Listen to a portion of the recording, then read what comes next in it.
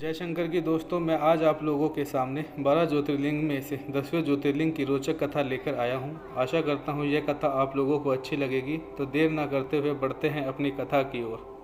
भारत के 12 ज्योतिर्लिंगों में से 10वां ज्योतिर्लिंग नागेश्वर ज्योतिर्लिंग है।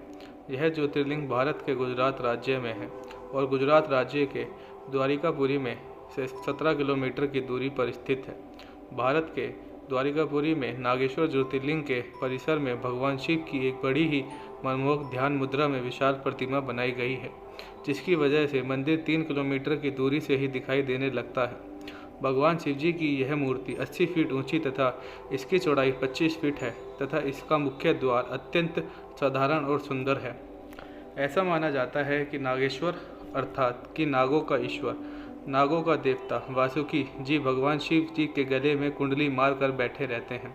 इस मंदिर में स्थापित ज्योतिर्लिंग का दर्शन करने वालों के लिए भगवान शिव जी की बहुत महिमा है। कहा जाता है कि इस मंदिर में विष से संबंधित सभी रोगों से मुक्ति प्राप्त हो जाती है।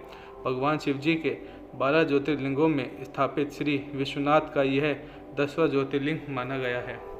भगवान शिव जी के इन मंदिरों को ज्योतिर्लिंग कहा जाता है क्योंकि इन स्थानों पर भगवान शिव ही अपनी भक्तों की श्रद्धापूर्वक पूजन से प्रसन्न होकर स्वयं उत्पन्न हुए थे। धार्मिक ग्रंथों के लेख में कहा गया है कि इस पवित्र ज्योतिर्लिंग से श्रद्धापूर्वक दर्शन करने से पापों से मुक्ति प्राप्त होती है। हिंदुओं का यह प्राचीन एवं प्रमुख मंदिर केवल भगवान शिव जी को समर्पित है, जिसमें शिव जी की श्रद्धापूर्वक पूजा आराधना नागेश्वर के रूप में की जाती है। इस ज्योतिर्लिंग को रुद्र संहिता में द्वारका वने नागेश के नाम से भी जाना जाता है। नागेश्वर ज्योतिर्लिंग की धार्मिक मान्यताएं। धार्मिक मान्यताओं के अनुसार भगवान शिव को नागों के देवता के रूप में जाना जाता है। नागेश्वर का संपूर्ण अर्थ है नागों का ईश्वर। पौराणिक कथाओं में इस ज्योतिर्लिंग के दर्शन की कथा एक बड़ी विशाल महिमा बताई गई है। इस ज्योतिर्लिंग की भी विभिन्न रोचक कहानियाँ हैं जिसे सभी श्रद्धापूर्वक सुनते हैं। कहा जाता है कि महात्माओं की कथा और श्रद्धापूर्वक सुनने से जीवन में किए गए सभी पापों से मुक्ति मिलती है। मंदिर के पुजारियों द्वारा कई विधियों द्वारा शिवजी की श्रद्धापूर्वक पूजा तथा अभिषेक किया जाता है। भगवान शिवजी के द्वार पर आने वाले श्रद्धालुओं के लिए शाम 4 बजे से श्रृंगार दर्शन होते हैं। तत्पश्चात गर्भगृह में प्रवेश करने पर प्रतिबंध होता है। यहाँ पर पुजारियों द्वारा भगवान शिव जी की शाम की आरती से 7 बजे की जाती है तथा भक्तों के दर्शन का समय रात्रि 9 बजे समाप्त हो जाता है। भगवान शिव जी के त्यौहार और विशेष शुभ अवसर पर यह मंदिर अधिक समय तक खुला रहता है। नागेश्वर ज्योतिर्लिंग का निर्माण कार्य। भगवान शिव जी के इस 10वीं ज्योतिर्लिंग का निर्माण कार्य अत्यंत अद्भुत तथा सौंदर्य कारण विधि में करवाया गया है। नागेश्वर मंदिर के मुख्य गर्भगृह के निचले स्तर पर भगवान शिव जी के ज्योतिर्लिंग को स्थापित किया गया है। इस ज्योतिर्लिंग के ऊपर भगवान शिव जी का एक चांदी का बड़ा नाग स्थापित किया गया है। इतना ही नहीं, इस अद्भुत ज्योतिर्लिंग के पीछे ही माता पार्वती की प्रतिमा भी स्थापित की गई है। इस ज्योतिर्लिंग का मंदिर अत्यंत ही अद्भुत सौंदर्यपूर्वक तरीके से बनाया गया है। कहा जाता है कि जिन श्रद्धालुओं को ज्योतिर्लिंग का अभिषेक करना है, वहाँ के पुजारियों से अनुरोध करके सफ़ेद धोती पहनकर अभिषेक करवाते हैं। नागेश्वर ज्योतिर्लिंग की पौराणिक कथा। धार्मिक पुराणों के अनुसार कहा जाता है कि सुप्रिया नामक एक धार्मिक तथा सदाचारी वैश्य था। वह भगवान शिव जी का परम भक्त था। वह इतना शिव प्रेमी था कि भगवान शिव जी की दिन भर आराधना और ध्यान में लीन रहता था। वह अपने कार्य भगवान शिव जी को अर्पित करके ही करता था। मन क्रम वचन सबसे वह शिव जी का ही पूज में लगा रहता था। उसकी श्रद्धापूर्वक शिव जी की पूजा आराधना से दारुका नाम का राक्षस अत्यंत घृणा करता था। वह निरंतर यह प्रयत्न करता था कि उसकी पूजा आराधना से विघ्न पैदा कर सके। वह सुप्रिया की पूजा विधि में विघ्न पैदा करने के लिए अक्सर अवसर देखा रहा था।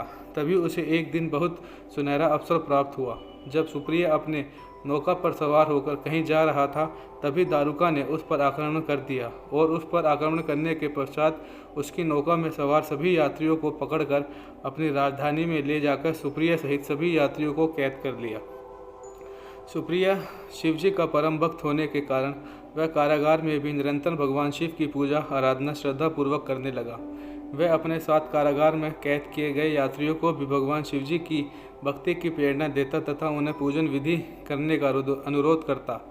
इस विषय में दारुका के सेवक द्वारा सुप्रीमा की शिव भक्ति के समाचार जब उसे प्राप्त हुई तो वह अत्यंत क्रोधित होकर उसके कारागार में जा पहुंचा। सुप्रिया की भगवान शिव जी के प्रति अत्यंत ध्यानपूर्वक मुद्रा को देखकर दारुका को अत्यंत क्रोध आया, तो उसने अपने एक राक्षस से कहा कि उसके इस ध्यान को भंग करे। अत्यंत प्रयत्न करने के बावजूद राक्षस उनका ध्यान भंग करने में असफल रहे।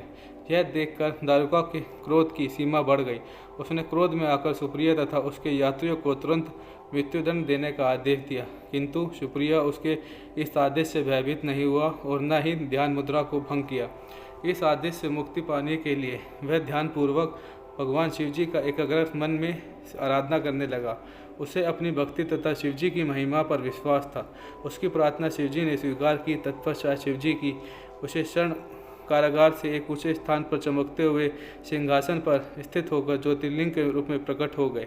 शिवजी ने अपने परम भक्त को दर्शन देकर अपना अस्त्र भी प्रदान किया, जिससे सुप्रिया ने दारुका राक्षस तथा उसके सहायक का वध करके शिवजी के धाम में चला गया।